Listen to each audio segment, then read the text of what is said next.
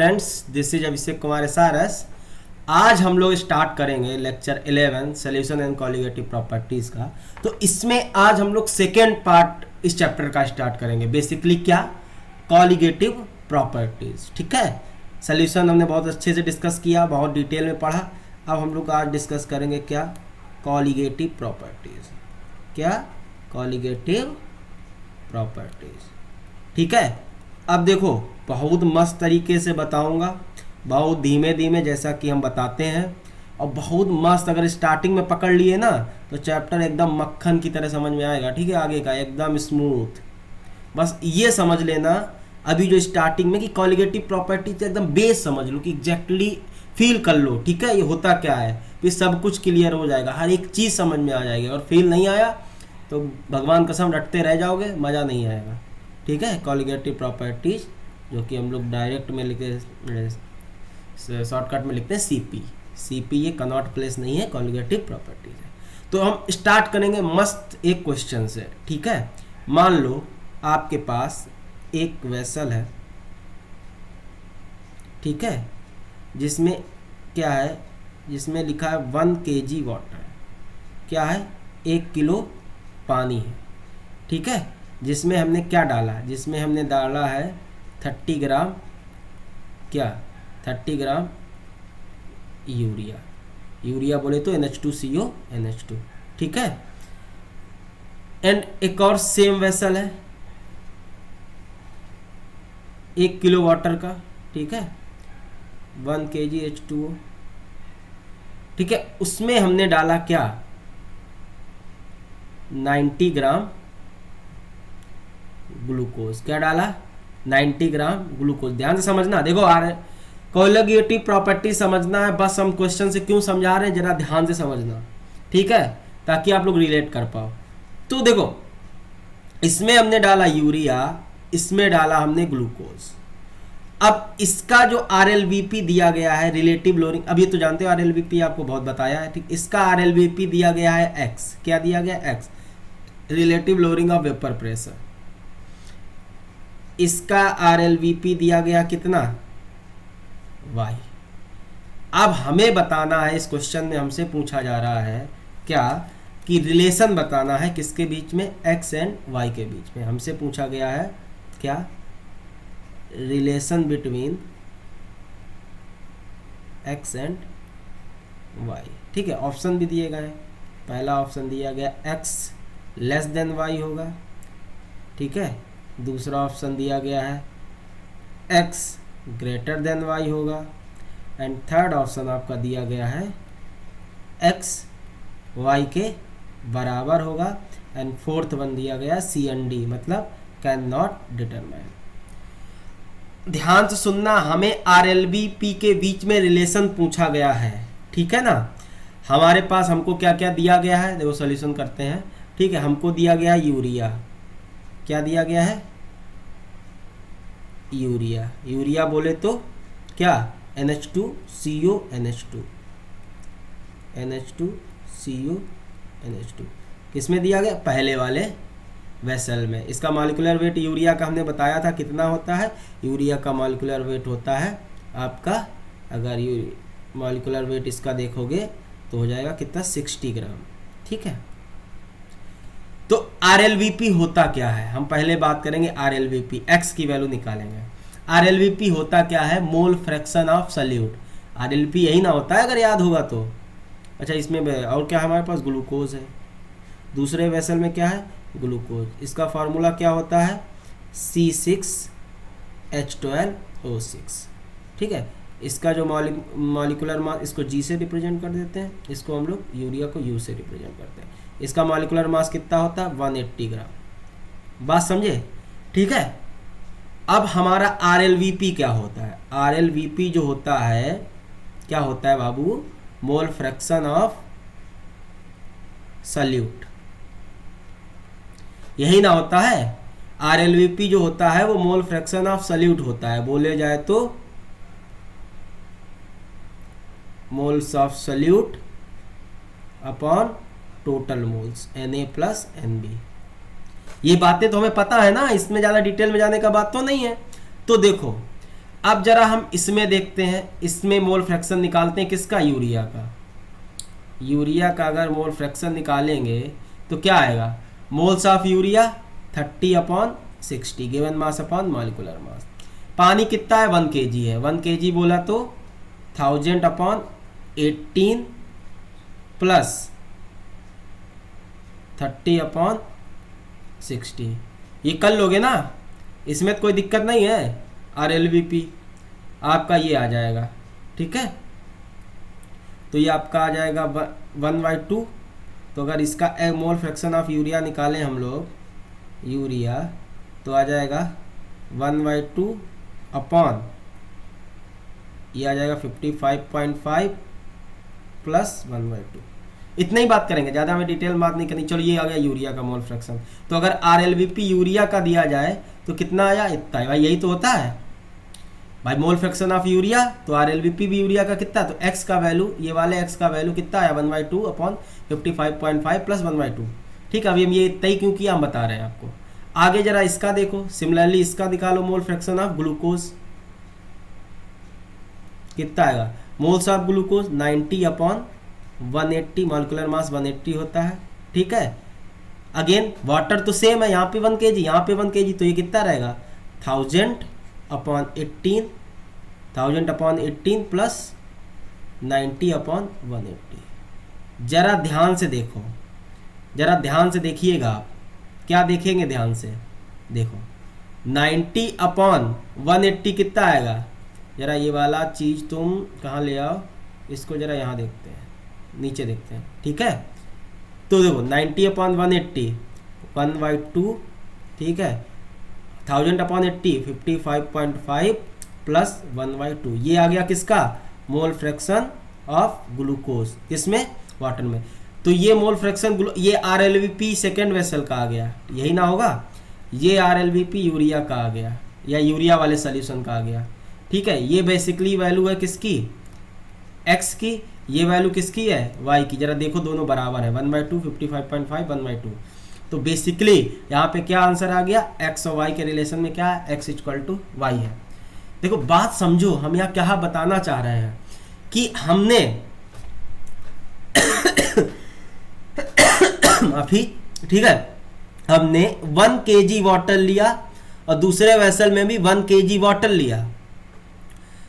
यहाँ पे सल्यूट का अमाउंट दूसरा डाला, यहाँ पे सल्यूट, यहाँ 30 ग्राम सल्यूट डाला, यहाँ पे 90 ग्राम सल्यूट डाला, ठीक है, लेकिन RLVP आपका सेम आया। जरा बात समझना, ठीक है, इतना समझ में आया कि नहीं।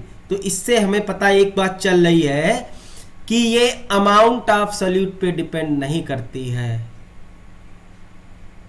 क्यों, ये वेट ऑफ सल्यूट पे डिपेंड नहीं करती है, ये बेसिकली डिपेंड करती है मोल्स ऑफ सल्यूट पे।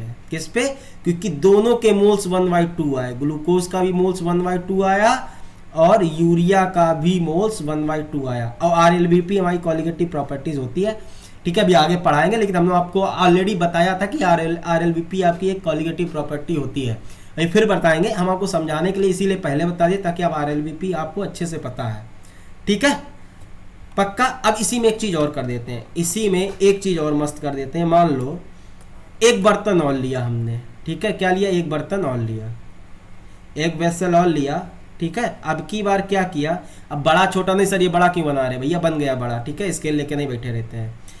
अब की 1 kg वही है, सॉल्वेंट आपका वही है, 1 किलो पानी है, ठीक है। उसमें हमने अब की क्या किया, उसमें हमने क्या डाल दिया, 29.25 ग्राम क्या डाला, आपकी बार NaCl डाला, क्या डाला, NaCl, ठीक है। मान लो इसका RLVP आपको Z दिया गया है, कितना दिया गया, Z। वही क्वेश्चन का एक्सटेंडेड वर्जन है, मान लो सेकेंड पार्ट है ये, ठीक है। अब हमें x, y और z में रिलेशन बताना है, क्या बताना, x, y और z में रिलेशन बताना। तो x और y तो बराबर हो गए, जरा इसके पास साथ खेल खेलते हैं। इसका हम लोग जरा क्या डालते हैं, इसका RLP निकालेंगे, RLVP क्या हो जाएगा, मोल फ्रैक्शन ऑफ NaCl। बात समझना, ठीक है। अब देखो हम बात बता रहे हैं वो समझना, RLVP mole fraction of NaCl, तो मोल फ्रैक्शन ऑफ NaCl निकालो, क्या निकलेगा, मोल्स ऑफ NaCl 29.25, NaCl का मॉलिक्यूलर मास कितना होता है 58.5 अपॉन 29.25, ठीक है, 58.5 प्लस वही 1 kg वाटर है 1000 अपॉन 18, ठीक है, ये इसका 2 है, ठीक है, तो ये आ गया 1/2 अपॉन 1/2 प्लस 55.5। वाह सर, इसका भी मतलब जेड भी भाई 2 मोल्स लिए गए हैं, तो इसके भी 1/2 मोल्स आए, ऊपर भी 1/2 मोल्स आए थे, तो x equal to y equal to z, z भी x और y के बराबर होना चाहिए, है ना? ऐसा नहीं है। अब देखो सर, अब क्यों नहीं है, ऐसा क्यों है? अब इस पे आ जाते हैं नए कॉन्सेप्ट पे। क्या होता है यहाँ पे, मोल्स किसके 2, 1/2 मोल्स किसके आए, 1/2 मोल्स जो आए हैं वो आए हैं आपके किसके, 1/2 मोल्स किसके आए, NaCl के, ठीक है, बात समझी? 1/2 मोल NaCl क्या है, लेकिन इसका RLVP इस तरह नहीं निकलेगा। कारण क्या है, 1/2 मोल NaCl जब वाटर में डाला जाएगा तो ब्रेक करेगा किसमें, Na प्लस और Cl माइनस में, ठीक है। तो अगर इसका 1/2 मोल है तो 1/2 ये आ गया, 1/2 ये आ गया। तो अभी क्या है, अब देखो सल्यूट पार्टिकल के मॉलिक्यूल या सल्यूट पार्टिकल आपके बढ़े कि घटे, देखो सल्यूट पार्टिकल अब आपके बढ़ गए हैं, यहाँ पे हमें इसके 1/2 मॉलिक्यूल से मतलब नहीं है, 1/2 ये हो गए, 1/2 ये हो गए, तो टोटल सल्यूट पार्टिकल कितने हो गए, 1 मोल, कितना हो गया 1 मोल। इसीलिए जो आपका इसकी RLVP आएगी, क्योंकि RLVP आपकी सल्यूट के पार्टिकल पे डिपेंड करता है, तो इसका RLVP जो आएगा XY तो बराबर आएगा, लेकिन Z जो आएगा वो ग्रेटर देन आएगा, समझे कि नहीं?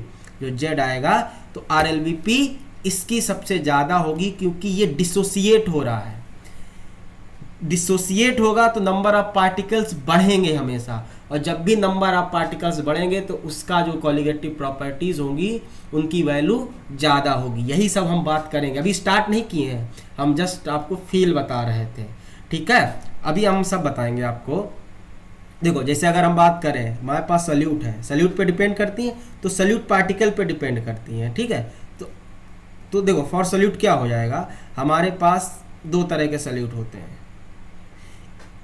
एक जो डिसोसिएट होते हैं, एक जो एसोसिएट होते हैं, ठीक है। मतलब डिसोसिएट मतलब ब्रेक होके एक से ज़्यादा पार्टिकल में टूट गया, जैसे इलेक्ट्रोलाइट अपने आयंस में टूटते हैं, ठीक है।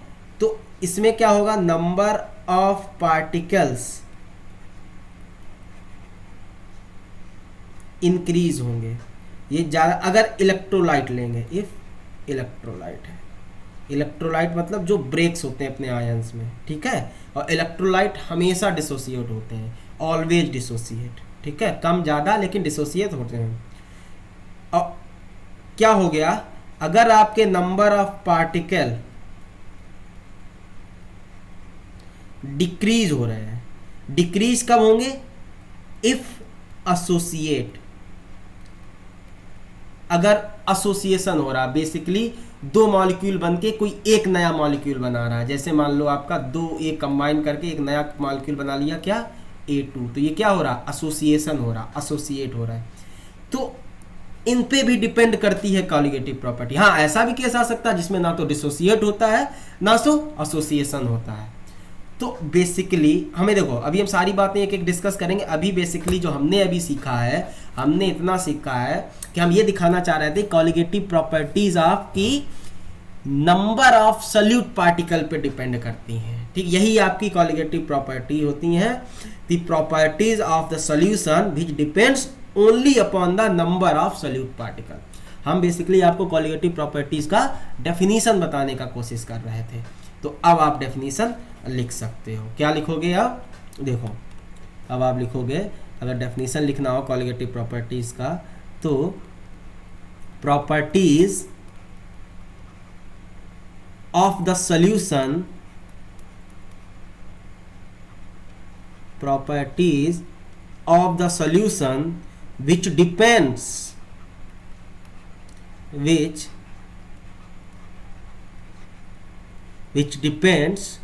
only upon number of solute particles, only upon number of क्या solute particles। ध्यान रखना, number of solute particles, कितने नंबर हैं solute particles present in the solution, present in the solution,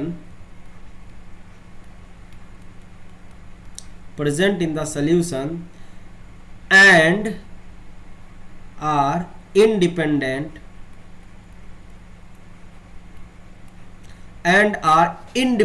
from nature of solute, from nature of solute।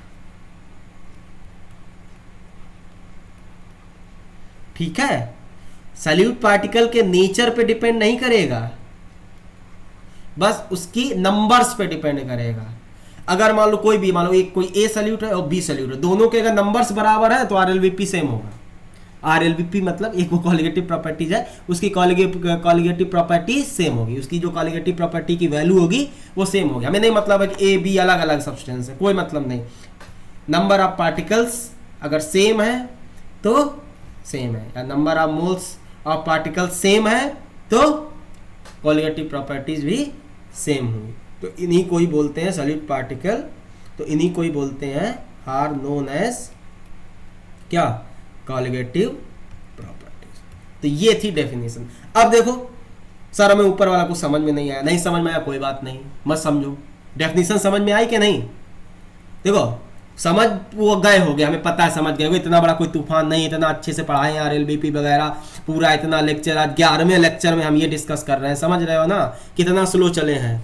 11वें lecture में colligative properties पे आए हैं, कितना आराम आराम बाबू की तरह पढ़ाए हैं। ठीक है, फिर भी अगर बाई चांस ऊपर वाला भी नहीं समझ में आया, ये वाला पार्ट समझ, फिर से कोशिश करना, समझ जाओगे। तो डेफिनेशन तो समझ में आ गई। डेफिनेशन इतनी रखो, वो प्रॉपर्टीज जो सिर्फ नंबर ऑफ सॉल्यूट पार्टिकल पे डिपेंड करती हैं, नेचर वेचर पे डिपेंड नहीं करती, उन्हें हम लोग कॉलिगेटिव प्रॉपर्टीज कहते हैं। बस इतना समझ लो, ठीक है ना, पक्का। तो अब देखते हैं क्या types of colligative properties, types of CP. Heading डालो, टाइप्स ऑफ सीपी कितने टाइप की होती हैं। तो देखो टाइप आपको ऑलरेडी हम बता चुके हैं, नहीं बताया तो देख लो। पहली होती है आपकी आरएलवीपी, तो इसमें ज़्यादा बात करने का ज़रूरत नहीं है, हम बता चुके हैं। लेकिन अभी जो और कुछ बताना होगा तो हम फिर से बता देंगे, ठीक है। वही है आरएलवीपी जो हम लोग निकालते थे, ठीक है। बेसिकली इसका नाम क्या था, relative lowering of vapour pressure, ठीक है ना। दूसरी आपकी कॉलिगेटिव प्रॉपर्टी आती है क्या, elevation in boiling point, elevation in, अभी सब में डिटेल में बात करेंगे एक एक करके, टेंशन ना लो, अभी खाली हम टाइप बता रहे हैं, ठीक है ना। क्या होता है एलिवेशन इन बॉइलिंग पॉइंट, समझ में आ रहा है कि नहीं, इतना कोई गलत बात नहीं है, ठीक है। जो तीसरा आता है आपका colligative property, depression in freezing point, अभी सब बताएंगे, परेशान ना होना। डिप्रेशन इन फ्रीजिंग पॉइंट, किसमें, फ्रीजिंग पॉइंट में कितना डिप्रेशन हो रहा है। एंड लास्ट वन, चौथी आपकी कॉलिगेटिव प्रॉपर्टी आती है ऑस्मोटिक प्रेशर। कौन सा प्रेशर, ऑस्मोटिक प्रेशर। बस ये चारों प्रॉपर्टी हम लोग डिस्कस करेंगे, यही हमारी कॉलिगेटिव प्रॉपर्टी है। तो वन बाय वन हमें एक एक डिस्कस करनी है। उससे पहले कुछ चीज़ें हैं वो पहले डिस्कस कर लें, उनके बिना ये आपका कॉलिगेटिव प्रॉपर्टी पल्ले नहीं पड़ेंगी, ठीक है ना। समझ नहीं आएंगे, रट तो पढ़ लो तो अलग बात है, ठीक है। तो हाँ एक चीज़ और ध्यान रखना, जितनी भी कॉलिगेटिव प्रॉपर्टीज हैं ये एक दूसरे पे इंटर रिलेट करती हैं। क्या करती हैं, इंटर रिलेट करती हैं। लिख लेते हैं फिर बात करते हैं, ठीक है। तो देखो लिखो, all colligative properties are inter related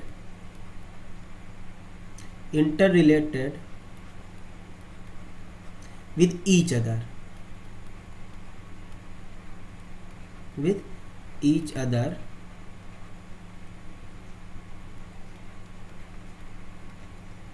that is by knowing the value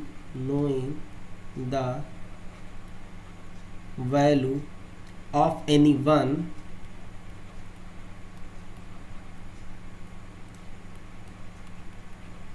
other can be calculated, ठीक है, other can be calculated।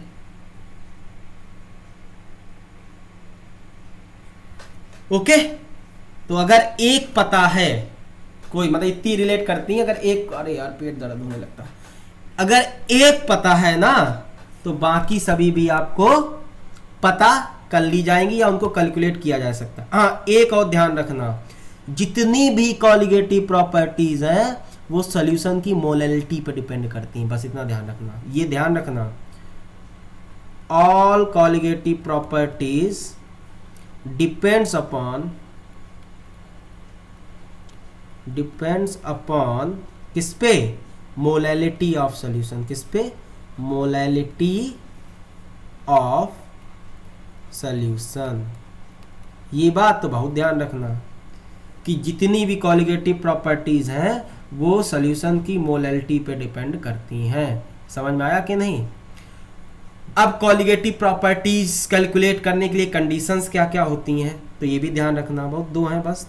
तो क्या है कंडीशन ऑफ कॉलिगेटिव प्रॉपर्टीज,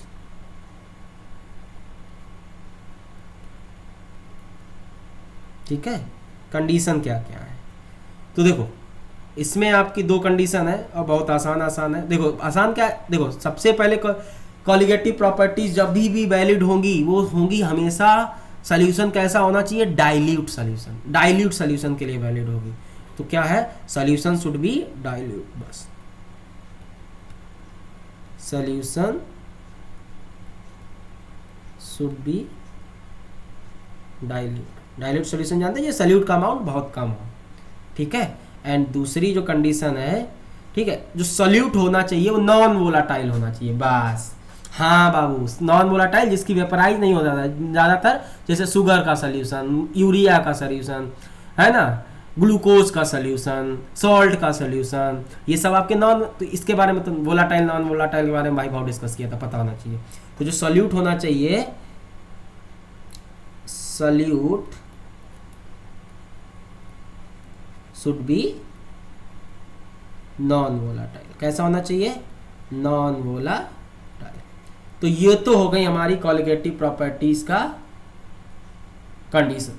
अब देखो कॉलिगेटिव प्रॉपर्टीज स्टार्ट करने से पहले एक बहुत इंपॉर्टेंट चीज जो डिस्कस करनी है, जिसके बिना हमारी कॉलिगेटिव प्रॉपर्टीज अधूरी हैं, वो डिस्कस कर लेना। अच्छे को समझ में नहीं आता है ये, और जो मेन क्वेश्चन, टफ क्वेश्चन, अच्छे क्वेश्चन बनते हैं इस फैक्टर के बिना पूरे नहीं होते हैं। तो जो अगला जो कॉन्सेप्ट है वो बेसिकली कॉन्सेप्ट है, एक नया कॉन्सेप्ट है, वन हाफ फैक्टर। क्या है, क्या बोल दिए सर, क्या बोले, फिर से बोलो sir, one half factor. Sir मजा ही नहीं आया, क्या आया, अरे भैया देखो क्या है, वन हाफ फैक्टर। अच्छा ये क्या है, हाँ नया है, कुछ नहीं है, बहुत मौजीली चीज़ है, समझ जाओगे तो कैलकुलेट करने में बहुत मज़ा आएगा। वन हाफ फैक्टर, इसको हम स्मॉल आई से रिप्रेजेंट करते हैं, कुछ नहीं, एक फैक्टर है जिसको कैलकुलेट करते हैं, क्योंकि इस फैक्टर से ये इफेक्ट डालती है हमारी कॉलिगेटिव प्रॉपर्टी के। अभी कैलकुलेट करेंगे सब समझ जाओ, कोई दिक्कत नहीं है, परेशान मत हो, एकदम बिल्कुल परेशान ना हो। बस ये फैक्टर बेसिकली ये बताता है कि हमने जो सॉल्यूट ले लिया है वो एसोसिएट हो रहा है, डिसोसिएट हो रहा है, या ना तो एसोसिएट ना डिसोसिएट, कुछ भी नहीं हो रहा। बात समझना, ये फैक्टर सिर्फ हमें इतनी बात बताता है कि सॉल्यूट पार्टिकल आपका एसोसिएट हो रहा है, dissociate, basically number of solute particle associate हो रहा है मतलब डिक्रीज हो रहा है, डिसोसिएट मतलब बढ़ रहे हैं, इंक्रीज हो रहे हैं, और या तो ना तो डिसोसिएट ना एसोसिएट, कुछ भी नहीं हो रहा है। तो ये बताता है, बस इस फैक्टर से हमें पता चल जाता है ना, इंपॉर्टेंट। हमने बताया था कॉलिगेटिव प्रॉपर्टी सॉल्यूट पार्टिकल पे डिपेंड करती हैं, तो एसोसिएट डिसोसिएट होने पे सॉल्यूट पार्टिकल आपके घटते या बढ़ते हैं। तो ये जो फैक्टर है कौन वाला, यही वाला वन हाफ फैक्टर, इसको कैलकुलेट कर लोगे या इसके बारे में जान लोगे तो इस फैक्टर की सहायता से हम लोग ये पता लगा लेंगे कि हमारा सॉल्यूट डिसोसिएट हो रहा है या एसोसिएट हो रहा है, ठीक है, या कुछ भी नहीं हो रहा। तो वही है बात, पता समझ गया ना, आसान है तो कोई दिक्कत नहीं है। तो लिखो this factor takes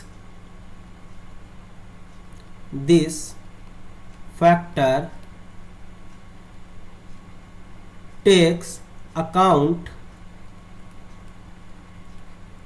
number of particles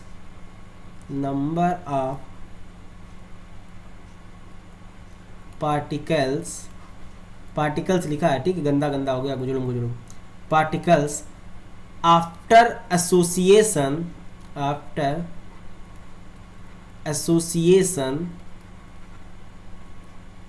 और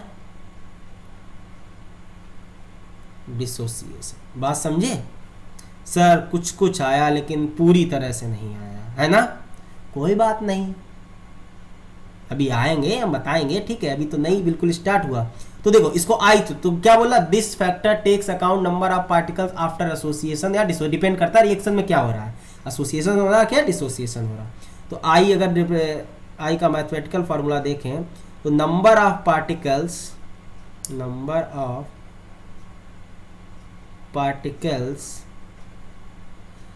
आफ्टर एसोसिएशन और डिसोसिएशन, डिपेंड करता है क्या हो रहा है, ठीक है, अपॉन क्या, number of particles before association और डिसोसिएशन। ये होता है आपका आई निकालने का फार्मूला, ठीक है, ये ध्यान रखना, ये एकदम बेसिक फार्मूला है, यहीं से सारे फार्मूले डेराइव होंगे। तो बेसिकली हम ये रेशियो बताता है आफ्टर डिसोसिएशन या एसोसिएशन सॉल्यूट पार्टिकल और बिफोर डिसोसिएशन या एसोसिएशन सॉल्यूट पार्टिकल। जैसे मान लो, एक एग्जांपल बता दे रहे हैं, जैसे मान लो हमारे पास दो मॉलिक्यूल थे या 2 मोल मॉलिक्यूल थे, जो भी थे, 2 थे, डिसोसिएट हो गए, 4 हो गए, ठीक है। तो डिसोसिएट होने के बाद 4 हो गए, तो आई कितना होगा, 4/2, कितना आ गया, 2 हो गया आपका क्या, आई, क्या हो गया, 2 हो गया आपका आई, ठीक है, समझ में आई, कोई दिक्कत तो नहीं आई। तो अभी और बता रहे, परेशान कहाँ रहा हो। तो इसमें 2 केस बनेंगे, एक केस बनेगा डिसोसिएशन का, तब आई क्या होगा, एक केस बनेगा एसोसिएशन का, तब आई क्या होगा। एक चीज तो समझ गए होगे बाबू, क्या, कि डिसोसिएशन में पार्टिकल्स बढ़ेंगे, ठीक है, तो इसमें आई हमेशा कैसा होगा, ग्रेटर देन 1 होगा कि नहीं होगा भाई। डिसोसिएशन के बाद पार्टिकल्स बढ़ गए, बढ़ने वाले मान लो 1 था, 1 से 2 हो गए, तो 2/1 2 हुआ। अगर एसोसिएशन होगा तो घटेंगे, तो जो आपका न्यूमरेटर होगा वो डिनोमिनेटर से कम हो जाएगा, तो इसका आई का वैल्यू हमेशा लेस देन 1 होगा। बेसिकली डिसोसिएशन के केस में आई आपका हमेशा ग्रेटर देन 1 होगा, और एसोसिएशन के केस में आई हमेशा आपका लेस देन 1 होगा। सर अगर आई इक्वल टू 1 आ जाए, अरे तो इसमें क्या है, ना तो सर डिसोसिएशन हो रहा, ना तो एसोसिएशन हो रहा, मतलब number of particles after association या डिसोसिएशन जितने होंगे उतने ही बिफोर डिसोसिएशन या एसोसिएशन होंगे। अगर बोला जाए तो एसोसिएशन तो डिसोसिएशन हो ही नहीं रहा है, ठीक है, समझ में आ रहा कि नहीं आ रहा है। चलिए तो उनमें हम पहला केस डिस्कस करते हैं, कौन सा, केस 1।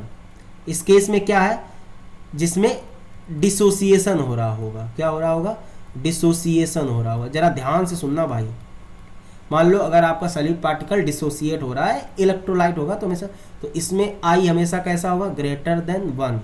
कब, हमेशा, ऑलवेज, अगर डिसोसिएशन हो रहा होगा तो आई हमेशा 1 से बड़ा आएगा। तो ये आपका केस 1 है। जरा समझते हैं, फार्मूले तो बाद की बात है, पहले हम लोग माहौल बनाते हैं। हमने ले लिया आपका NaCl सॉल्यूट पार्टिकल, क्या लिया सर, NaCl। आपको भी पता है NaCl किस में ब्रेक होता है, अपने आयंस में, Na+ और सर किस में साहब, Cl- में। बात समझना, कोई ही दिक्कत नहीं है, ठीक है। और अल्फा इसका क्या है, डिग्री ऑफ डिसोसिएशन। सर ये पता नहीं, कैसे नहीं पता, 11 में पढ़ा है ionic equilibrium. Degree of dissociation मतलब कितना ब्रेक कर रहा है, यही बताता है। डिग्री ऑफ डिसोसिएशन मैक्सिमम 1 होता है, ठीक है ना, कितने पर, अगर यार बोला जाए तो कितने परसेंटेज ब्रेक होगा, ठीक है। जैसे मतलब 10 मॉलिक्यूल है, 10 में अगर 0.8 अगर दिया गया है तो 8 मॉलिक्यूल डिसोसिएट हो, यही होता है अल्फा, डिग्री ऑफ डिसोसिएशन। ठीक है, सबको पता होगा। ठीक है, अगर इसका डिग्री ऑफ डिसोसिएशन क्या है, अल्फा है। ठीक है ना, तो ये हो गया इसका डिग्री ऑफ डिसोसिएशन। बात समझना जरा। तो मान लो हमारे बिफोर रिएक्शन या सबसे स्टार्टिंग में t=0 पे, ठीक है, ये कितना है, ए इसके मॉलिक्यूल थे, कितना, ए मोल था। ठीक है, तो ए ये 0, ये 0। ये कब है, आफ्टर बिफोर डिसोसिएशन। कब है, बिफोर डिसोसिएशन। आफ्टर डिसोसिएशन क्या हो जाएगा, NaCl है। ठीक है, NaCl में मान लो तो कितना डिसोसिएट होगा, मान लो अल्फा है तो कितना डिसोसिएट होगा, ए अल्फा, कितना होगा, ए अल्फा मान लो डिसोसिएट हो गया। भाई केमिकल इक्विलिब्रियम याद है ना, वैसे ही है, ए अल्फा डिसोसिएट होगा तो ये कितना बनेगा, ए अल्फा बनेगा। ये भी कितना मोल बनेगा, ए अल्फा बनेगा। अरे बात समझे हो, अरे यार इतना समझो, इसको ऐसे समझ सकते हो, अगर जिनके लिए नया है, मान लो हमारे पास 10 मॉलिक्यूल थे NaCl के, इसका डिग्री ऑफ डिसोसिएशन मान लो अल्फा दिया गया, 0.8 दिया गया है। ठीक है, तो 10 में से कितने मॉलिक्यूल टूटेंगे डिसोसिएशन के बाद, 10 में से 0.8 दिया गया है तो 10 का 0.8 निकालो जरा, कितना निकलेगा, तो वही तो है ए अल्फा, यही तो है ए अल्फा। तो कितने, 8 टूटेंगे तो कितने बचेंगे, 2 बचेंगे ना, 10 माइनस 8 बचेंगे, तो वही तो लिखा है। तो बेसिकली तो ये कितना बचा, ए मोल थे, ए अल्फा मोल टूट जाएंगे तो कितने बचेंगे, ए माइनस ए अल्फा। तो ए अल्फा टूटे तो ये Na कितना बनेगा, ए अल्फा बनेगा, ये भी ए अल्फा बनेगा, यही ना हुआ। तो अब देखो बात, एक चीज़ और देखो, समझ में आ रहा है ना, प्लीज़ यार झेलना नहीं, ठीक है, हाँ बिल्कुल मत झेलो, हम सब एक बात समझा रहे हैं, एकदम धीरे धीरे आराम आराम। अब देखो यहाँ पे जरा देखो, NaCl का जब एक मॉलिक्यूल होता है तो कितने मॉलिक्यूल में टूटता है, 2।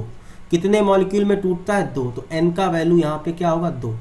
ये क्या है, नंबर ऑफ पार्टिकल्स, ये क्या है, नंबर ऑफ, ध्यान रखना एक एक चीज, यहाँ मोल्स नहीं है, नंबर ऑफ पार्टिकल्स हैं।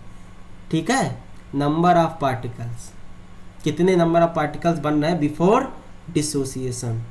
ठीक है, पक्का, अरे आफ्टर डिसोसिएशन, तो ये नंबर ऑफ पार्टिकल्स है। अब देखो इसमें टोटल मोल्स कितने होंगे, बिफोर डिसोसिएशन के टोटल मोल्स कितने हैं, ए, कितने हैं, ए। आफ्टर डिसोसिएशन कितने होंगे, किसके, टोटल मोल्स, तो आफ्टर डिसोसिएशन हमारे पास कितने होंगे, ए minus a alpha plus a alpha plus a alpha. अरे बात समझे नहीं, ए माइनस ए अल्फा NaCl के, ए अल्फा Na प्लस के, और ए अल्फा Cl माइनस के, तो टोटल ए अल्फा निपटा, तो टोटल हमारे पास कितने बचे, ए plus a alpha, A common ले लेंगे तो 1 प्लस अल्फा। तो ये जो मोल्स आए हैं, ये जो मॉलिक्यूल्स आए हैं आफ्टर डिसोसिएशन है, ये मॉलिक्यूल्स हैं बिफोर डिसोसिएशन, समझे ना। तो अगर इसका आई निकालेंगे, जरा ध्यान समझना भाई, इसका अगर हम लोग क्या निकालें, आई क्या होता है, नंबर ऑफ मॉलिक्यूल्स या number of particles after dissociation. तो आफ्टर डिसोसिएशन क्या है, ए 1 प्लस अल्फा, बिफोर डिसोसिएशन कितने हैं, ए से ए कटा, आई कितना आ गया इसका, 1 प्लस अल्फा, समझे, 1 प्लस अल्फा। अल्फा हमेशा आपका कैसा होता है, 0 और 1 के बीच में आपका अल्फा लाई करता है, ये तो बात पता ही होगी आपको। ठीक है, डिग्री ऑफ डिसोसिएशन हमेशा 0 और 1 के बीच में लाई करती है। मिनिमम 0 हो जाएगी मतलब कुछ रिएक्शन ही नहीं हो रहा, टूट ही नहीं रहा है, और 1 हो जाएगी तो मतलब पूरा का पूरा टूट गया। ठीक है, 100% डिसोसिएट हो गया। तो अगर आपका अल्फा 1 है, मान लो अगर ये, तो अगर अल्फा 1 है, अल्फा 1 मतलब 10 मॉलिक्यूल लिए, 10 के 10 टूट गए, तो आपका आई कितना आ जाएगा, आई आ जाएगा 1 प्लस 1 इक्वल टू, कितना आ गया, 1 प्लस 1 इक्वल टू 2 इस केस में। ठीक है, बात समझना, ये तो हो गया NaCl का केस, किसका हो गया, NaCl का केस। ठीक है, जब आपका एक मॉलिक्यूल दो आयंस में टूट रहा है। देखो हम अभी कोई डायरेक्ट फार्मूला नहीं बता रहे हैं, एक फार्मूला बता देंगे, सब एक अभी फार्मूला बता देंगे, सबके सब निकल आएंगे, आपको टेंशन लेने का जरूरत नहीं पड़ेगा। लेकिन हम चाहते हैं आप समझो, रटो ना, ठीक है। जरा चलो ऐसे ही एक और लेते हैं, जरा उसका आई कैलकुलेट करके देखते हैं। देखो इसका आई 1 प्लस अल्फा है, अगर अल्फा आपका 1 है तो 2 हो जाएगा, नहीं तो अल्फा आपको गिवन होगा हमेशा, ठीक है, कोई दिक्कत नहीं है उसका। अब अगला एग्जाम्पल लेते हैं, मतलब एक अगला ले लेते हैं। जैसे मान लो हमने ले लिया मैग्नीशियम क्लोराइड MgCl2, इसको जैसे ही डालेंगे वाटर में तो ये डिसोसिएट होगा किस में, Mg2 प्लस और 2Cl माइनस। बेसिकली एक मॉलिक्यूल आपका 3 आयंस में टूट रहा है। कितना आयंस में टूट रहा है, 3 आयंस में, ठीक है। तो यहाँ n इक्वल टू कितना आ जाएगा, 3। बात समझे कि नहीं, ये n इक्वल टू कितना आ जाएगा, 3। देखो अब हम एक बात करेंगे, वही अपना सीन लगाएंगे। मान लो इसके A मॉलिक्यूल थे कब, बिफोर डिसोसिएशन, तो ये 0 0। आफ्टर डिसोसिएशन क्या हो जाएगा, A माइनस A अल्फा।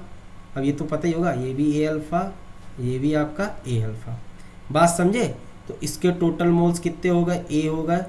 इसके टोटल मोल्स आफ्टर डिसोसिएशन कितने होगा, A minus A alpha plus A alpha plus A alpha ऊपर गए तो इसके भी आ जाएंगे कितने, A नहीं, एक चीज जो गड़बड़ हो गई, इसके आएंगे A minus A alpha, A alpha ये हो जाएगा 2A अल्फा। भाई देखो ना, अगर इसका एक मॉलिक्यूल Mg2 प्लस का बन रहा, 2 मॉलिक्यूल Cl माइनस के, तो अगर A अल्फा टूटेगा तो इसका तो A अल्फा बनेगा, इसका 2A अल्फा बनेगा। तो इसके टोटल मॉलिक्यूल्स कितने आ जाएंगे after dissociation, A minus A alpha plus A alpha plus 2A alpha. तो कितना आ गया, ये निपटा A प्लस 2A अल्फा, कितना आ गया, A कॉमन ले लिया, 1 प्लस 2 अल्फा। ये आ गए नंबर ऑफ मॉलिक्यूल्स या मोल्स आफ्टर डिसोसिएशन, ये बिफोर डिसोसिएशन। तो आई निकाल लो, आई क्या होता है, नंबर ऑफ मोल्स आफ्टर या आफ्टर डिसोसिएशन। तो A 1 plus 2 alpha upon A, तो कितना आ गया इसका आई, 1 प्लस 2 अल्फा। क्या आ गया, 1 प्लस 2 अल्फा। तो देखो अगर अल्फा 1 है, if alpha equal to 1 then I equal to क्या हो जाएगा, 1 प्लस 2 इंटू 1 इक्वल टू 3। तो देख लो अल्फा जब मैक्सिमम, तो किसी का आई मैक्सिमम कितना हो जाता है, जो उसकी n की वैल्यू होती है, ठीक है, यही इसकी आई मैक्सिमम वैल्यू होती है। जरा देखो इधर भी देखो, जब पूरा 100% डिसोसिएट हो रहा तब आई उसका कितना आ रहा था, 2 कितना है इसका, n का वैल्यू। तो एक बात यहाँ से पता चल गई कि जितना n होगा उसका आई मैक्सिमम तो नहीं हो सकता। कब होगा, जब आपका 100% डिसोसिएशन होगा। अल्फा आपका कब होगा, जब 1 हो जाएगा। जरा ऐसे तीसरा, अब देखो अब तो आप कर लोगे। ऐसे एक और एग्जाम्पल लेते हैं, थर्ड एग्जाम्पल आपने ले लिया, मान लो एल्युमिनियम क्लोराइड AlCl3। जरा देखना ध्यान से भाई, वेंट हाफ फैक्टर बहुत ध्यान से समझना, हम बहुत धीरे धीरे बता रहे हैं।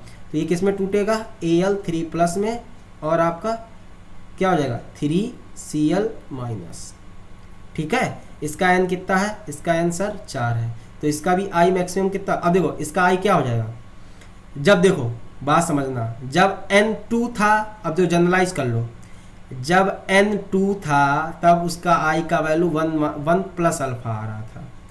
जब n3 था तो आई का वैल्यू 1 प्लस 2 अल्फा आएगा। जब n4 होगा तो आई का वैल्यू कितना आएगा बताओगे, 1 प्लस 3 अल्फा। आप कैलकुलेट करके देख सकते हो, ठीक है, देखना 1 प्लस 3 अल्फा आएगा, ठीक है। और अगर आई अल्फा इक्वल टू 1 हो जाएगा तो आई कितना आ जाएगा, आई इक्वल टू 4 आ जाएगा, जो कि मैक्सिमम है जब अल्फा इक्वल टू 1 आ जाएगा। समझ में आ रहा है कि नहीं समझे, चलो ठीक है। अभी देखो और एक दो चीज़ें समझ लेते हैं, तो एक और समझते हैं, चलो अच्छा इसका भी देख लेते हैं ताकि आपको समझ नहीं आ रहा, हम एक और समझा रहे हैं प्रॉपर। देखना फिर से पूरा निकाल के हम ले लेते हैं एल्युमिनियम सल्फेट। क्या, एल्युमिनियम सल्फेट Al2SO4 का होल थ्राइड। देखो हमें जल्दबाजी नहीं है, हम नहीं चाहते कि मेरा लेक्चर सोल्यूशन 10 लेक्चर में 5 लेक्चर में निपट जाए, आप लोग जल्दी पढ़ के खुश हो जाओ, ऐसा नहीं है। बहुत आराम से जितना ज़्यादा चीज़ें पढ़ो, भैया पूरा साल भर पढ़ा है, हमें बार बार नहीं पढ़ना है। सर प्लीज़ रिवीजन करा दो, ये करा दो, अभी पढ़ो, अच्छे से पढ़ो, ठीक है। ताकि कोई दिक्कत ना हो। इसीलिए हमारी एक चीज़ बार बार इतना ज़्यादा इतना देख रहे हो, पूरा लेक्चर में अभी तक हम लोग सिर्फ अल्फा का बात कर, आई का बात कर रहे हैं, ताकि आपको समझ में, हमें पता है ये दिक्कत देता है भाई। हाँ, हमारे टाइम पे हम एकदम पगला गए थे सुन के, हमें समझ ही नहीं आया था। ठीक है, अब देखो एल्युमिनियम Al2SO4 कैसे टूटेगा, 2Al3 प्लस और 3SO4 2 माइनस, इसमें टूटेगा। बेसिकली यहाँ n का वैल्यू कितना है, यहाँ n का वैल्यू 5 है। ठीक है, अब जरा इसका देखते हैं हम लोग, इसका आई निकाल के देखते हैं। देखो पूरा मेथड करेंगे। मान लो a है, ठीक है, स्टार्टिंग में 0 0। अगर इसका a अल्फा डिसोसिएट हुआ, अल्फा क्या है, डिग्री ऑफ डिसोसिएशन, ये गिवन होगा। ठीक है, ये ध्यान रखना। a अल्फा डिसोसिएट, इसके कितने बनेंगे 2a अल्फा, इसके कितने बनेंगे 3a अल्फा।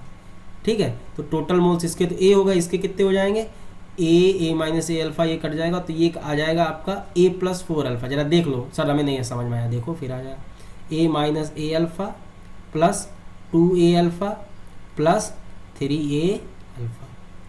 a अल्फा से एक a अल्फा गया, ठीक है, तो कितना बचा 4a अल्फा। तो a प्लस 4a अल्फा, समझ में आ रहा है कि नहीं, जरा ध्यान से देखना। तो ये हो गए, तो हमारा I क्या होता है, number of particles of before dissociation कितना आएगा, a प्लस 4a अल्फा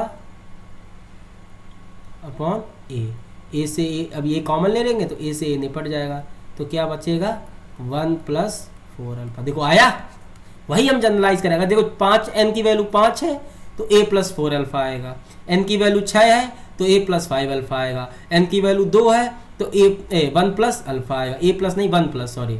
ठीक है, तो a नहीं आ रहा 1 आ रहा है। ठीक है, a का हमारा ये निपट जाता है, तो हमें ये नहीं मतलब है। तो बेसिकली अगर इसका i इक्वल, अगर इसका अल्फा इक्वल टू 1 हो जाए तो i कितना आ जाएगा, i आ जाएगा इसका कितना 415। तो देखो n मैक्सिमम क्या आ सकता है, i मैक्सिमम क्या आ सकता है, n के बराबर। यही ना बताना चाह रहे हैं। अब हम जनरलाइज कर दें। अब ये देखो, वो तो समझाने के लिए थे, अब जो बताने जा रहे हैं वो दिमाग में छाप लो, कुछ भी हो जाएगा। तो अब हम जो बात करेंगे, मतलब अगर हमारे पास कोई भी इलेक्ट्रोलाइट दिया गया हो जो हमें a प्लस एक्स और b माइनस वाई में ब्रेक करता हो, या फिर बोला जाए तो हमारा कोई a by b x form का कोई आपका सल्यूट पार्टिकल हो, इलेक्ट्रोलाइट हो, तो हम एक फार्मूला डायरेक्ट यूज कर सकते हैं। क्या, I equal to 1 plus n minus 1 alpha. बस इसको ध्यान रखना। डिसोसिएशन के केस में I का वैल्यू निकालना हो तो क्या हो जाएगा, I equal to 1 plus n minus 1 alpha. n क्या है आपका, n हमारा होता है number of particles after dissociation. ठीक है, वो कितना डिसोसिएट हो सकता है मैक्सिमम, वो वाला। ठीक है ना, बात समझे कि नहीं, पक्का। यही फॉर्मूला हम लोग डायरेक्ट यूज कर सकते हैं, यूज डायरेक्ट, कोई दिक्कत नहीं, कोई रिएक्शन लिखने का मतलब नहीं, कोई दिक्कत नहीं है। ठीक से, अगर यहाँ से मान लो, अगर यहाँ से अल्फ़ा निकालना हो, ठीक है, तो अल्फ़ा का फार्मूला क्या हो जाएगा, अल्फ़ा इक्वल टू हो जाएगा 1 इधर आ जाएगा, तो I माइनस 1 अपॉन क्या आ जाएगा, n माइनस 1। तो ये आ गया हमारा किसका फार्मूला, ये हमारा आ गया। अगर हमें I पता हो, n पता, तो अल्फ़ा भी निकाल सकते हो, बाई चांस पूछा जाए। ठीक है, अगर अल्फ़ा इक्वल टू हमारा 1 आ जाएगा तो I हमारा किसके बराबर आ जाएगा, n। ये वाला भी हम डिस्कस होते, यहाँ से ये चीज़ें हमें ध्यान रखनी है। अभी तक जितना बताया वो याद हो या ना हो, अब ये आप याद कर लो। ठीक है, कुछ भी नहीं फंसेगा, डायरेक्ट क्वेश्चन आते हैं इस फॉर्मूले से। तो ये हो गया पूरा हमारा केस 1 का डिस्कशन, कि जब डिसोसिएशन होता है तो I क्या कैसे निकालते हैं। n आपका पता है, n यहाँ पे वैल्यू है आफ्टर डिसोसिएशन, कितने पार्टिकल्स उसके टूटते हैं, कोई भी मतलब कितने आयंस में टूट सकता है, कितने आयंस में टूटता है। ठीक है, पक्का। वो आप जो भी आपको इलेक्ट्रोलाइट दिया जाएगा उसको देख के, उसके फार्मूले को देख के आप बता दोगे। ठीक है ना, पक्का। तो ये हो गया डिसोसिएशन का केस। अब आ जाता है हमारा केस 2। केस 2 क्या है, एसोसिएशन का केस। I का वैल्यू हम लोग निकालेंगे जब बेसिकली क्या हो रहा होगा, एसोसिएशन हो रहा होगा। तो ये आ गया हमारा केस 2, एसोसिएशन। क्या हो रहा होगा, एसोसिएशन। एसोसिएशन में क्या होता है, क्या होता है एसोसिएशन में? एसोसिएशन में जो नंबर ऑफ पार्टिकल्स होते हैं वो क्या होते हैं, घटते हैं। डिसोसिएशन में बढ़ते हैं, एसोसिएशन में घटते हैं। अब ये सर हमें कैसे पता चलेगा एसोसिएशन हो रहा कि डिसोसिएशन हो रहा? टेंशन मत लो, इलेक्ट्रोलाइट हो तो 100% डिसोसिएट हो जाएगा। एसोसिएशन का केस हमेशा आपको प्रॉब्लम में दिया गया होगा, क्योंकि हम पहचान नहीं पाते हैं जनरली। इलेक्ट्रोलाइट का तो पता है कि वो टूटेगा, एसोसिएशन का हमें नहीं पता चलता है। तो एसोसिएशन का कोई ना कोई हिंट आपको दिया गया होगा, ये प्रॉब्लम में पता होगा आपको कि एसोसिएशन हो रहा है कि डिसोसिएशन हो रहा है, उसका टेंशन ना लो। जैसे आपका पहला केस आ जाता है, आपका एसोसिएशन का सबसे पहला केस होता है डाइमराइजेशन। वर्ड सुने होंगे आप, ठीक है। डाइमराइजेशन मतलब क्या होता है, दो पार्टिकल मिलके एक में टूट रहे हो, ठीक है। डाइमराइजेशन, दो पार्टिकल मिलके एक में टूट रहा हो, तो इसमें n का वैल्यू हमेशा 2 रहता है, ठीक है। n का वैल्यू इसमें हमेशा 2 रहता है। कैसे? इसमें जैसे 2a लिया और ब्रेक हो गया किसमें, a2 में, तो देखो ये 1 है ये 2 है, तो मान लो, तो वही बात बता रहा है। तो ये बेसिकली बता रहा है डाइमराइजेशन केस में डाइमर बना लेना, एक दो मॉलिक्यूल है एक में कन्वर्ट हो रहा। तो अगर बिफोर डाइमराइजेशन या बिफोर ये एसोसिएशन हो रहा, एसोसिएट हो रहा है, अब इसमें 2 में बन रहे हैं और 2 एक बना रहे, तो उसको बोल दिया हमने डाइमराइजेशन, ठीक है, डाइमर बना रहा। तो देखो बिफोर एसोसिएशन इसके 1 है, ये 0 है। आफ्टर एसोसिएशन तो ये अगर ए अल्फा खर्च हुआ, अल्फा वही आपका डिग्री ऑफ डिसोसिएशन, यहाँ पे अल्फा क्या है आपका, डिग्री ऑफ एसोसिएशन, ठीक है ना। यहाँ पर क्या है, डिग्री ऑफ एसोसिएशन, ठीक है, ठीक है। ये कितना हो जाएगा, ये हो जाएगा आपका ए अल्फा बाई 2।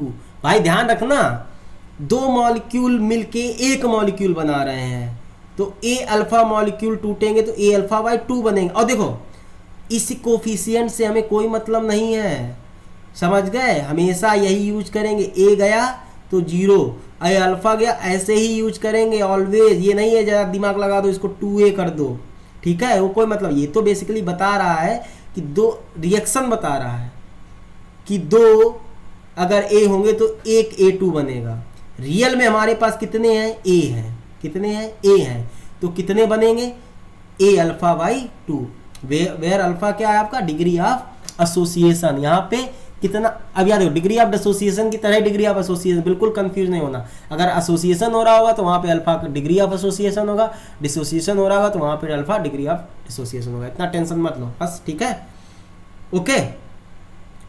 तो अब देखो टोटल मोल्स यहाँ तो ए आ गए बिफोर एसोसिएशन, इसमें कितना आ जाएगा, a minus a alpha plus a alpha by 2, तो कितना आ जाएगा, ये आ जाएगा आपका ए अल्फा गया तो आ जाएगा a plus a alpha by 2। A common ले लिया तो आ जाएगा ए 1 प्लस अल्फा बाई 2। ये केस में डाइमराइजेशन का केस है। अच्छा आई निकाले, आई निकालो, आई वही है number of molecules after association कितने हैं, a 1 plus alpha by 2। Number of molecules या number of particles before association कितना है, ए से ए निपटा, तो यहाँ पे डाइमराइजेशन का केस में जो आई आता है 1 प्लस अल्फा बाई 2 आता है, 1 प्लस अल्फा बाई 2 आता है, ठीक है। मान लो अगर अल्फा आपका मैक्सिमम कितना हो सकता है 1, तो अगर आपका अल्फा 1 है तो आई कितना आ जाएगा, आई आ जाएगा 1 प्लस 1 बाई 2। एक मिनट, ये माइनस का आएगा यार, हम लोग देखते भी नहीं हो, बताते भी नहीं हुआ है, रबड़ कहाँ है, हाँ ये जो है आपका, ये तो माइनस का आ रहा है ना, जरा देखो ना, माइनस ए अल्फा है, ये प्लस ए अल्फा है, तो माइनस का आएगा। तुम लोग इतना नहीं बता पाते, पता नहीं कहाँ दिमाग रहता है, ठीक है। तो ये माइनस है, तो ये भी का आपका क्या आएगा, ये भी आपका माइनस आएगा, ठीक है, क्या आएगा, माइनस। तो आई कितना आ जाएगा, अगर अल्फा 1 हो जाएगा तो 1 बाई 2, तो ये आ जाएगा 1 बाई, समझ में। अगर अल्फा 1 है तो आई क्या आ जाएगा 1 बाई 2 डाइमराइजेशन के केस में, ठीक है। अदरवाइज 1 माइनस अल्फा बाई 2 होता है, ये है आई का वैल्यू 1 माइनस अल्फा बाई 2, ध्यान रखना ये, ठीक है ना। तो ये हो गया डाइमराइजेशन का केस। यहाँ पे n का वैल्यू 2 होगा बेसिकली। यहाँ पे देखो n से कंफ्यूज ना होगा, यहाँ n बेसिकली बता रहा है जो डाइमराइजेशन के बाद बना है वो कितने मॉलिक्यूल से मिलके बना है, ठीक है। A2 मतलब 2A मॉलिक्यूल से मिलके बना है।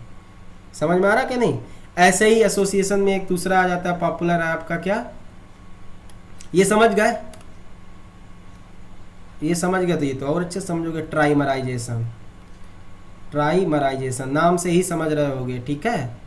ट्राइमराइजेशन इसमें मतलब क्या है, मतलब 3 मॉलिक्यूल बन के एक बनाते हैं। जैसे यहाँ पे n का वैल्यू क्या होगा 3, तो इसमें मतलब क्या बताना चाह रहा है, ये बताना चाह रहा है जैसे वहाँ 2A बनाया तो यहाँ पे 3A मिलके क्या बना लेंगे A3। इसको बोलते हैं ट्राइमराइजेशन। क्या बोलते हैं, ट्राइमराइजेशन। या हम एक बात और बोल सकते हैं और ऐसे भी लिख सकते हैं, A मॉलिक्यूल कितने बना रहे हैं 1/3A3। बात वही है, ठीक है, सब मोह माया है, बात वही है, ठीक है। हाँ तो वही प्रोसेस, हम तो बोर हो गए कर करके, आप लोग करो और अल्फा निकालो। A0 A minus A alpha, ये कितना होगा A∝/3। अब तो कोई दिक्कत नहीं है ना, इसके रिएक्शन से पहले टोटल मोल A होंगे, इसके कितने हो जाएंगे जरा जोड़ लो, A minus A alpha plus A∝/3। तो कितना बच रहा है बताओ,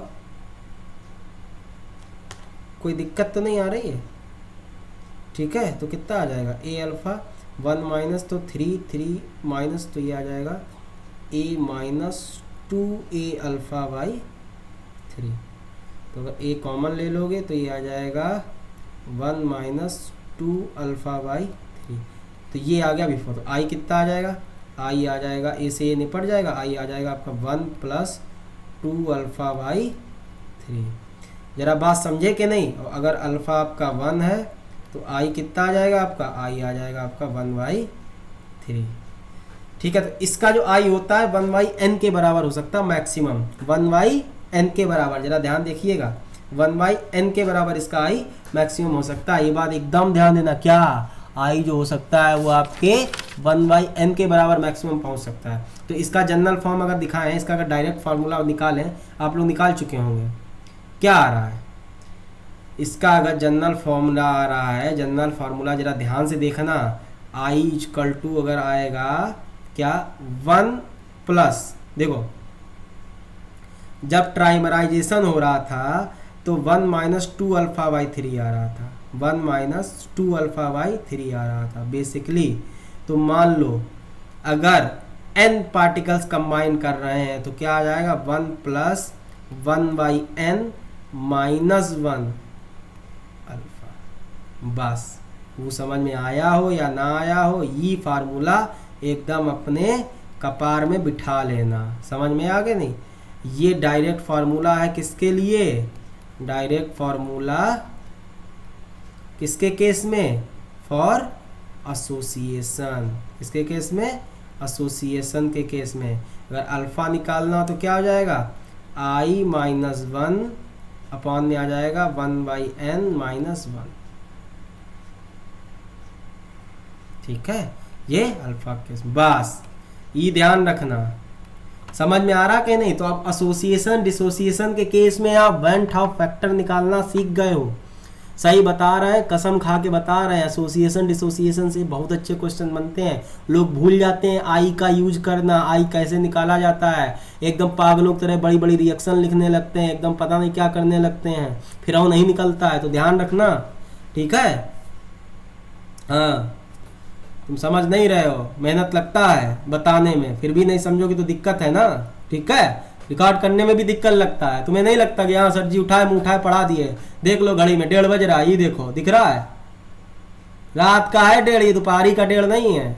हाँ तो प्लीज़ पढ़ते रहना, ऐसा नहीं है कि झेलते चले जा रहे हो एकदम, हाँ झेलना तो बिल्कुल नहीं है। चलो आगे बढ़ते हैं, चलो ठीक है, हो गई ज्ञान की बातें, इधर आते हैं। तो देखो हमने I का मतलब समझ लिया है, I went half factor basically ये इतना ही बताता है कि डिसोसिएशन हो रहा है या एसोसिएशन हो रहा है। I का वैल्यू निकालना हम बता गए, I ग्रेटर देन 1 मतलब डिसोसिएशन, I लेस देन मतलब एसोसिएशन, लेस देन 1 मतलब एसोसिएशन, I इक्वल टू 1 मतलब ना तो एसोसिएशन ना डिसोसिएशन। जरा एक बात ध्यान रखो, क्या लिख लो, इसको लिख लो कैसे, स्टार बना के, स्टार बना के क्या लिखोगे, नाइदर एसोसिएशन नॉन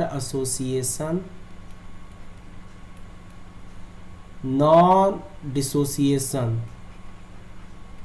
ना तो एसोसिएशन होगा ना डिसोसिएशन होगा, तो आई इक्वल टू क्या होगा 1। और उस केस में कॉलिगेटिव प्रॉपर्टी को क्या बोलेंगे, इस केस में कॉलिगेटिव प्रॉपर्टी को बोलेंगे क्या, नॉर्मल कॉलिगेटिव प्रॉपर्टी। क्या बोलेंगे, नॉर्मल कॉलिगेटिव प्रॉपर्टी। जब ना तो एसोसिएशन होगा ना तो डिसोसिएशन होगा, उसको क्या बोलेंगे, नॉर्मल कॉलिगेटिव प्रॉपर्टी, नॉर्मल, समझे। ऐसे ही मान लो, स्टार बना के एक और, अगर एसोसिएशन, स्पेलिंग क्या है, एसोसिएशन और डिसोसिएशन हो रहा है, ठीक है, अगर हो रहा है तो आई तो नॉट इक्वल टू 1 होगा इस केस में। इसको क्या बोलेंगे, इसको बोलेंगे अब नॉर्मल, क्या, अब नॉर्मल, ध्यान रखना ये बता दे रहे हैं क्योंकि ये टर्म आ जाते हैं, अब नॉर्मल कॉलिगेटिव प्रॉपर्टीज। समझ में, जिस केस में एसोसिएशन डिसोसिएशन हो रहा होगा तो उसमें उस केस में जो कॉलिगेटिव प्रॉपर्टी निकलेंगी उनको बोलेंगे अब नॉर्मल कॉलिगेटिव प्रॉपर्टी, जिसमें नहीं बोला होगा उसमें नॉर्मल। तो इससे आई का एक और फॉर्मूला आ जाता है, क्या होता है, आई का अगर फॉर्मूला निकाला जाए तो यहाँ से आ जाता है अब नॉर्मल कॉलिगेटिव प्रॉपर्टीज की वैल्यू, अब नॉर्मल कॉलिगेटिव प्रॉपर्टीज की value upon normal colligative properties की वैल्यू, ठीक है। ये आ गया ऐसे, कभी कभी ऐसे पूछ सकता है, परेशान मत होना, आप समझ गए ना, बहुत आसान है, बस थोड़ा नाम थोड़े बड़े बड़े लिख देते हैं, चीज़ों का कोई महत्व नहीं है, ठीक है। ऐसे एक और आई का फार्मूला मॉलिक्यूलर मास के टर्म में आ जाता है, ऐसे आई एक और तुम याद कर सकते हो, क्या, normal molar mass of solute, normal molar mass, पर ध्यान रखना, ठीक है, परेशान ना होना, नॉर्मल मोलर मास किसका, सल्यूट का, अपॉन भाई क्या, अब normal molar mass of solute,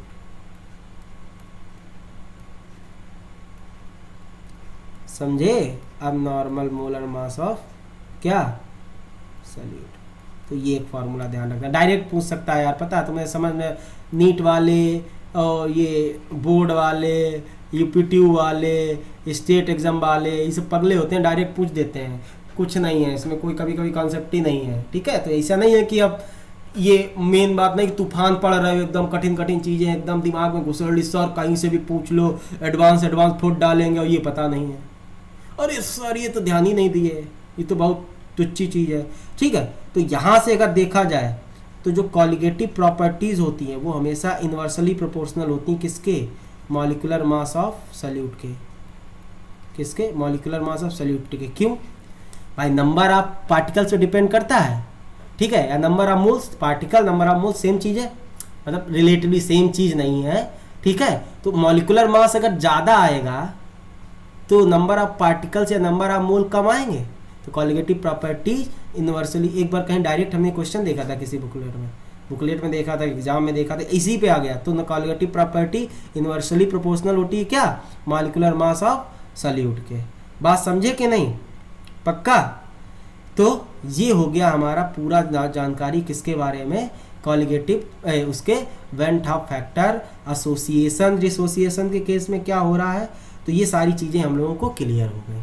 अब हम लोग ये आज का लेक्चर यहीं ख़त्म करते हैं, ठीक है, नहीं तो बहुत लंबा खिंच जाएगा। नेक्स्ट लेक्चर से हम लोग कॉलिगेटिव प्रॉपर्टीज़ 1 बाय 1 जो 4 लिखाई हैं वो हम लोग डिस्कस करने लगेंगे, तो ये भी हमें बहुत जरूरी। तो आज का लेक्चर बहुत इंपॉर्टेंट था, प्लीज़ एक एक चीज़ दोबारा पढ़िएगा, ना समझ में आए तो प्लीज़, तुम समझ में आ जाएगा, 2 बार कोशिश करना, फिर भी ना समझ में आए तो फीडबैक देना, कमेंट करके देखें हमें कहाँ कमी रह जा रही है, तो हम कोशिश करेंगे बाबू, ठीक है, ठीक है भाई। जो भी हो लोग मन लगा के पढ़ो, कोनो दिक्कत का बात नहीं है, हम एक एक चीज़ आराम से पढ़ा रहे हैं, ठीक है। तो आज और 2-3 लेक्चर और लग जाएंगे, क्योंकि होने को तो आज ही हो जाता है, उसको बताने में टाइम नहीं लगता, लेकिन फिर जानते हो एक एक चीज़ फैला ना बताओ तब तक हमें तो मज़ा आता नहीं, ठीक है। चलो ठीक है, थैंक यू क्लास। है।